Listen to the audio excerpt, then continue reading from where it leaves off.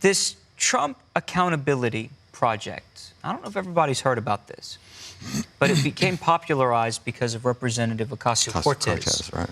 She is saying that we need to now create this, really it's a blacklist. We need to create this list of accountability of everybody that helped and supported Donald Trump. Yep. So now there is the Trump Accountability Project. And those people are going to be blacklisted and cut off from opportunities. In other words, she's creating a new discriminatory class of people. It's not just her. It's a lot of people, but yeah, that are involved. But here's what they put forth. Now, y'all listen to this. This Trump Accountability Project, it's going to create literally targets of everyone who was a part of the campaign staff for President Trump, administration members, judicial appointees, donors, legal counsel, and even endorsers. When you go to the website, trumpaccountability.net, it gives very little information. I'm going to click on it here because it does give this much information. It gives the segments of who they're looking at. So they want to list and hold accountable those who elected Donald Trump. So individuals who worked for Trump, the president's campaign, Republican National Committee, and affiliated PACs in 2016 or 2020. They're on the list. Those who staffed his government, so those who worked in any role as a political appointee in the Trump administration, they're on the list. And who else? Those who funded him. Individuals who used their massive personal wealth and influence to bundle money for Trump. I'm reading from their website. That's the third category on the list. Let me just add this thought. Sure. And she's saying this also. The tweets, writings, and photos by people who are guilty of complicity with President Donald Trump will be deleted. And she predicts on Friday. So she is trying her best to actually eliminate anything that had to do with the Trump administration and what he has put in place. Well, let me read their summary statement, because this actually sums up the main points that everyone's saying why Donald Trump lost the election and why Joe Biden won. They sum up the points here. So I want everyone to listen to this. I'm reading from the website. Quote, "We should welcome in our fellow Americans with whom we differ politically. But those who took a paycheck from the Trump administration should not profit from their efforts to tear our democracy apart. The world should never," and it's emboldened, "should never forget those who, when faced with a decision, chose to put their money, their time, and their reputations behind," here we go, "separating children from their families, encouraging racism and anti-Semitism, and negligently causing the unnecessary loss of life and economic devastation from our country's failed response to the COVID-19 pandemic." So they are blaming Donald Trump. Yes, they are. For separating children from their families. This is on the immigration issue. Encouraging racism and anti-Semitism. I don't even understand that. The man was 100% an ally of Israel. Yeah. Who do you think lives in Israel? Who do you think's there? Jews. Okay. And negligently causing the unnecessary loss of life and economic devastation from our country's failed response to COVID. Really? We talk about a delusion. Yeah.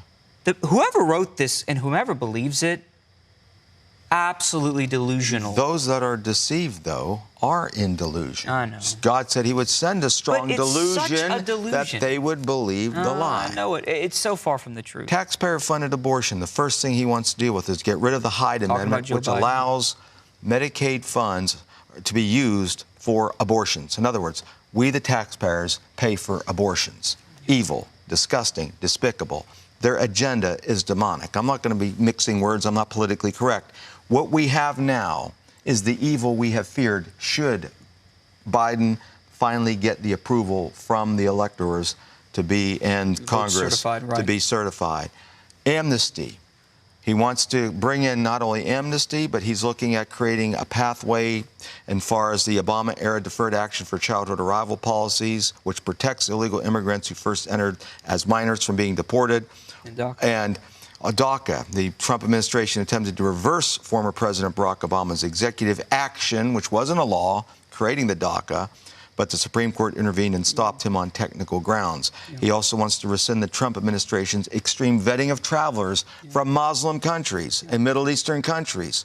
We're going to see also his relationship reestablished with regard to what's taking place in Iran. Oh, yeah. And we're going to once again see what the President Trump had began to do, solidifying strength in the Middle East, a favoritism toward the Palestinians, compromising Israeli security, enhancing the relationship with Iran, a true sponsor of world terrorism, especially against Israel and the United States. Biden is he'll do that, no doubt. And as you said, this new COVID board that he's going to get a group of leading scientists and experts, they will not be of the opinion other than the opinions that they all confer with regarding COVID. It's Trump's fault. And well, here's what I predict. Go ahead. I could be wrong. We'll see. Time will tell. It's very probable and possible that now that this vaccine discussion's happening, you want to talk about mandated vaccinations. You want to talk about mandatory mask wearing for a period of time. You want to talk about potentially shutting things down again. Whatever this panel, this board, COVID-19 board comes up with, it's going to happen. So they're going to have a lot of concentrated power over, ladies and gentlemen, over you. But this is what apparently America wanted, or at least what the powers that be wanted. This is how they will bring in control. And once it happens, ladies and gentlemen, that will be it. Whatever they say has to go. If they say you have to be vaccinated, you have to supply proof when you travel. If not, you've got to quarantine and wear a mask and yada, yada, whatever. You got to follow it or else you're stuck. You're not going to have the freedom. So get ready. It's interesting that the quote-unquote Biden parades, there was no social distancing. There was no mask Fauci wearing. didn't say anything on it either. Fauci said 0 on it. Yeah, in the streets. You could protest and parade for Biden because those are legitimate expressions of your freedoms of rights. No, because COVID doesn't exist in those groups. You can violate the welfare and the benefits of all American citizens if this COVID thing, as they claim, is as bad as it is. And I'm not saying it doesn't have its bad things, but if masks, which we're all wearing now, would work, why are we seeing an increase in the cases? Great question. It's being used. Green economy. This is what, of course, AOC and others, along with, of course, Sanders, and now, of course, Biden is going to follow along with it. The Green New Deal is supported by half of the left-wing Democrat Party. Trillions of American dollars are going to go towards this. And don't you think for a moment that because you may not be in the 400,000 plus income, you're going to be affected by it. You will be affected by it. Oh, absolutely. You will be demanded to do things in your home that you can't afford to do. You'll be demanded to do things in the way that you travel, the types of vehicles that you'll ultimately need to buy. This will affect everybody. Oh, and not to mention the price of goods and services to pay for this. They're going to have to go up because companies are now going to have to abide by a very long list of regulations if this comes into case. Now, what will happen is, as we've been saying, the big Wall Street companies will do fine, but the small businesses are not going to be able to survive under increased regulations. They're going to be whittled down and absorbed by the bigger companies, which is what they wanted. Again, this is not a secret. We've been talking about this for years. What's next on the list of Biden's top priorities? Biden care in the public option is going to take place. He's going to create Medicare for all. That's a proposal backed by the left wing and the Democrats. They want to once again bring in universal health care, because if you can take control of somebody's health, you basically can control them. Once again, like you said, if you don't get a vaccine, you can't travel. If you don't follow their rules, you will not get to play in their sandbox. The government option will be funded, subsidized by the government. Which is taxpayer dollars. So, ladies and gentlemen, you'll be paying for the public option, which more people will be forced to go on because regular insurance costs will go up so much. That's not a pretty picture. Because now that they're offering free college to any community college in the country for 2 years, they will be able to indoctrinate because they will now control the curriculum, because it's going to be more government money, more taxpayers giving government money to determine the education. You said free college. The people watching us now are going to be paying for that. Yeah. You'll be paying for that. And the students that are getting the free college, just wait to see how much they have to pay in the future. Nothing is free. Ooh, it's going to be ugly. And then, of course, the passage of the Equality Act. We've now made different classes of people, or we've made into classes of people, transgender Americans, which is going to be one of the first things he wants to do in the first 100 days in office. So this is going to be a very interesting sexual orientation, gender identity are going to be protected classes under the Civil Rights Act of 1964. Therefore, if you don't hire them on that basis and you're a company, get ready for lawsuits. Nonprofits, churches, and institutions that have what they would say to be a means are not going to have the say-so any longer. This is what may be in front of us. May be in front of us. We have to be in prayer for this. Pray. It's not over yet.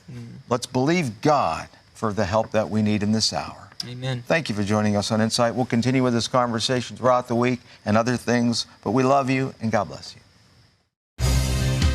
Send questions or comments to insight@jsm.org. Insight is a production of the Sonlife Broadcasting Network.